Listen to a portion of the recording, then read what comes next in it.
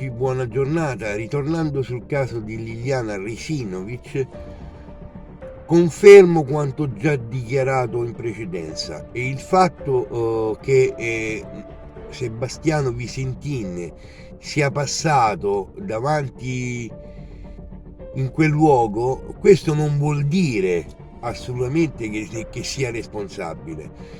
Io appunto ho visto che Sebastiano Visentin, i miei strumenti per esempio non mi segnalano la morte, non mi segnalano appunto che lui sia responsabile di questa morte, però mi segnalano anche che Liliana Risinovic dentro quei sacchi non c'è andata da sola e non è morta nel luogo dove è stata ritrovata, ma bensì portata in un secondo momento. Ora, io credo che Visentin, appunto Sebastiano, quello che dica la verità e sia una persona che secondo me intimorita, ma no, io credo che più che intimorita, credo che sia proprio lui la prima persona che vuole la verità.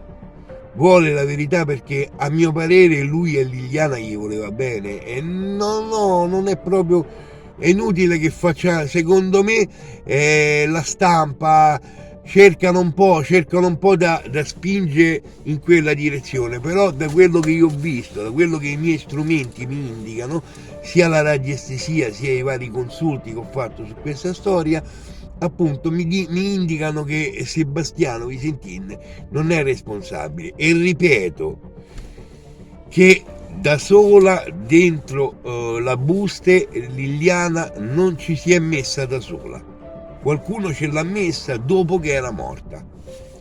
Ecco, io questo dichiaro, questo voglio dichiarare, faccio questa dichiarazione dato che sono venuto a conoscenza tramite Eder, appunto, che ha fatto la diretta, che gli inquirenti siano andati a fare tipo una perquisizione sia a casa e sia all'ufficio, al posto dove appunto Sebastiano lavorava. Gli inquirenti sono tenuti, hanno il dovere di verificare ogni strada, però poi alla fine dovranno dire qualcosa. Fino adesso se dice poco o nulla, diciamo, è stato detto, perché non si sa di questa donna di che è morta, non si sa chi l'ha ammazzata, ancora non sappiamo neanche di che cosa è morta. Dice arresto cardiaco, siamo d'accordo, arresto cardiaco. Da che cosa è dovuto questo arresto cardiaco? Che qualcuno gli abbia fatto bere qualcosa? Che qualcuno gli abbia messo il veleno dentro un bicchiere perché lei non gli ha voluto dare dei soldi?